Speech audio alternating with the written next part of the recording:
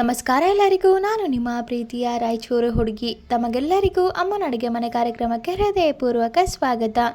ಇವತ್ತಿನ special recipe ಏನಪ್ಪ ಅಂದರೆ ಸಜ್ಜೆ ರೊಟ್ಟಿನ ಯಾವ ರೀತಿ ಮಾಡೋದು ಅಂತ ನೋಡ್ಕೊಂಡು ಬರೋಣ. ಮೊದಲಿಗೆ ಈ ಸಜ್ಜೆ ರೊಟ್ಟಿನ ಮಾಡಲಿಕ್ಕೆ ನಾರ್ಮಲ್ ಆಗಿ ಜೋಳದ ಹಿಟ್ಟನ್ನು ಯಾವ ರೀತಿ ನಾದ್ಕೊತೀವೋ ಅದೇ ರೀತಿಯಾಗಿ ಸಜ್ಜೆ ಹಿಟ್ಟಿಗೆ ಸ್ವಲ್ಪ ಅರಿಶಿಣ ಹಾಗೆ ರುಚಿಗೆ ತಕ್ಕಷ್ಟು ಉಪ್ಪನ್ನು ಹಾಕಿ ನಾರ್ಮಲ್ ಆಗಿರುವಂಥ ನೀರನ್ನೇ ಹಾಕಿ ನೀಟಾಗಿ ನಾದ್ಕೋಬೇಕು.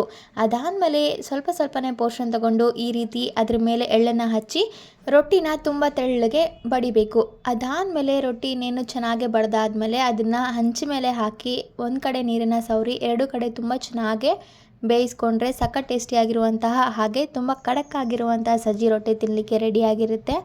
ಸಂಕ್ರಾಂತಿ ಅಂದಮೇಲೆ ಸಜ್ಜಿ ರೊಟ್ಟಿ ಇಲ್ಲದೇ ಸಂಕ್ರಾಂತಿ ಪೂರ್ಣ ಆಗೋದಿಲ್ಲ. ನಮ್ಮ ಕಡೆ ಅಂತೂ ಸಂಕ್ರಾಂತಿ ಅಲ್ಲದೇ ಸಂಕ್ರಾಂತಿ ಮುಗಿದ ಮೇಲೂ ಸಹ 1-2 ತಿಂಗಳವರೆಗೂ ಕಂಪ್ಲೀಟಾಗಿ ಸಜ್ಜಿ ರೊಟ್ಟಿನೇ ತಿಂತೀವಿ. ಏನಕ್ಕಂದರೆ ತುಂಬ ಚಳಿ ಇರೋದ್ರಿಂದ ಸಜ್ಜಿ ರೊಟ್ಟಿ ತಿಂತೀವಿ. ನೋಡಿ, ಆಲ್ರೆಡಿ ರೊಟ್ಟಿನೆಲ್ಲ ತಟ್ಟಿದಾಗಿದೆ. ಇವಾಗ ಹಂಚ ಮೇಲೆ ಹಾಕಿದ್ದೀವಿ. ಇದಕ್ಕೆ ಸ್ವಲ್ಪ ಒಂದು ಸೈಡ್ ನೀರನ್ನು ಸವರಿ ಅದಾದಮೇಲೆ ಎರಡು ಕಡೆ ಖಡಕ್ಕಾಗಿ ಬೇಯಿಸ್ಕೋಬೇಕು. ಅಕಸ್ಮಾತ್ ರೊಟ್ಟಿನ ತಟ್ಟಲಿಕ್ಕೆ ಬರದೇ ಇರೋರು ಲಟ್ಟಣಿಗೆ ಸಹಾಯದಿಂದ ಲಟ್ಟಿಸ್ಕೋಬೋದು. ರೊಟ್ಟಿನ ಲಟ್ಟಿಸಿ ಮಾಡ್ತೀನಿ ಅನ್ನೋರು ಹಿಟ್ಟಿಗೆ ಜಿಗಿನ ಹಾಕೋಬೇಕು. ಜಿಗಿ ಹಾಕೋದಂದರೆ ಹಿಟ್ಟಿಗೆ ಬಿಸಿ ನೀರನ್ನು ಹಾಕಿ ಹಿಟ್ಟನ್ನು ನಾದ್ಕೋಬೇಕು. ಆಗ ಹಿಟ್ಟು ತುಂಬ ಚೆನ್ನಾಗೇ ನೆನೆಯುತ್ತೆ, ಆಗ ರೊಟ್ಟಿ ಹರಿಯೋದಿಲ್ಲ.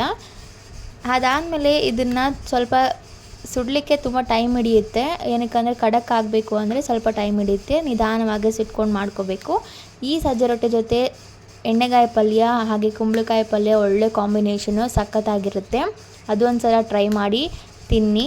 ಸೊ ಇದಾಗಿತ್ತು ಇವತ್ತಿನ ಸ್ಪೆಷಲ್ ರೆಸಿಪಿ ಸಜ್ಜೆ ರೊಟ್ಟೆ.